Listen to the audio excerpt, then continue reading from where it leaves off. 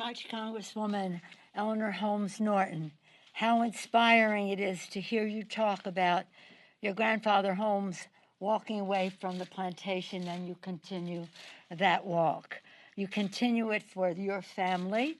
You continue it for your district. You continue it for everyone in our country. Thank you for your tremendous leadership. And really, last year when we passed the bill, last Congress when we passed the bill, it was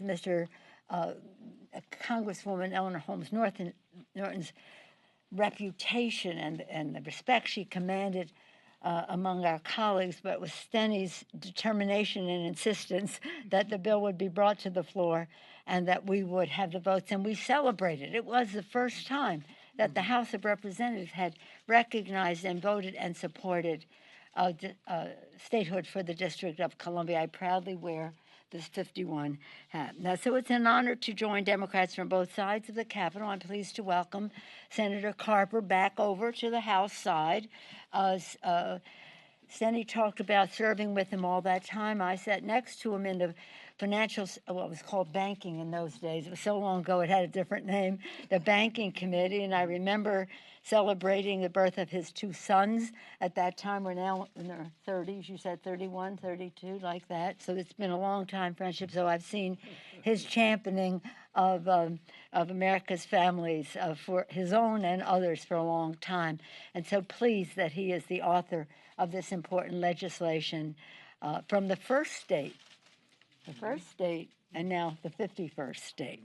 So it's an honor to join Democrats from both sides of the aisle and of course our persistent, relentless, determined chair of the Committee of Jurisdiction, Congresswoman Carolyn Maloney, who will not rest. Well, she wears it not only on her sleeve, but throughout. Vote. And there you go. Okay. By voting for D.C. statehood, the House of Representatives reaffirms this truth that all deserve a voice in our democracy. To hear Congresswoman Holmes Norton talk about equality for the people of the District of Columbia, equality because of equal representation in the Congress. I salute her, the patron saint of D.C. statehood. Thank her for her decades of persistent, dissatisfied leadership. H.R. 51 has a record-breaking number of original co-sponsors. Congratulations.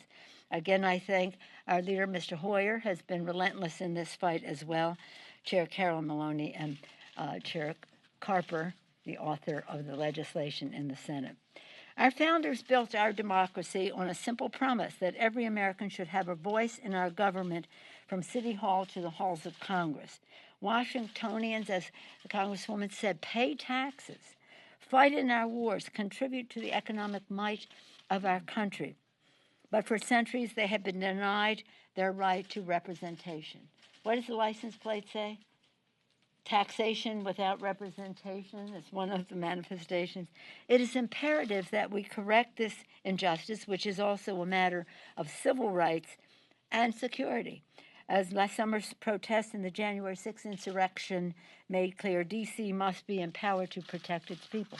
If District of Columbia were a state, the chief executive would have been able to call out the National Guard like any other head of a state in our country. Another reason for this to happen. To me, this was personal. Mr. Hoyer talked about his long-time relationships and his commitment to this idea. Eleanor Holmes Norton talked about her family and her commitment to this. We've been talking about Mr. Carper's children. To me, it's personal. When I was born, let's not go into that.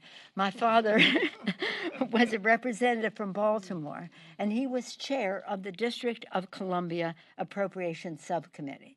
Now, those of you who've been following this issue, because we've had many press conferences, have heard me tell this story many times.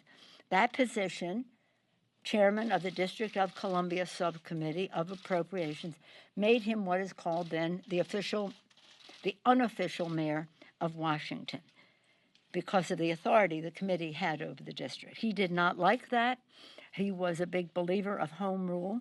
So I often say that statehood for the District of Columbia is in my DNA. If you come to my office, when you will be allowed to come to any of our offices, you will see his picture there with Eleanor Roosevelt. He, as chair of the committee, welcoming her, the first Lady in American history to testify before Congress, and she testified about welfare conditions in the District of Columbia. Today, with H.R. 51, Congress is taking a significant step to enfranchise the people of D.C. and empower them to participate fully in our democracy. Again, we're excited that we will pass it, we will celebrate, and we hope that that momentum will help it pass in the Senate so that the president can sign it into law. And then to that end, we are very magnificently served by the respect that he commands and the commitment that he has to this issue of equality than our former House member, now chairman of the committee in the Senate, Tom Carper. I'm pleased to yield to him.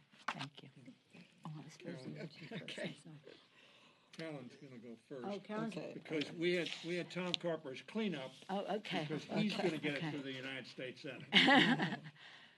I'm pleased to yield to the distinguished chair of the Committee of Jurisdiction, who long before she was chair of that committee had been a strong advocate for fairness for the District of Columbia.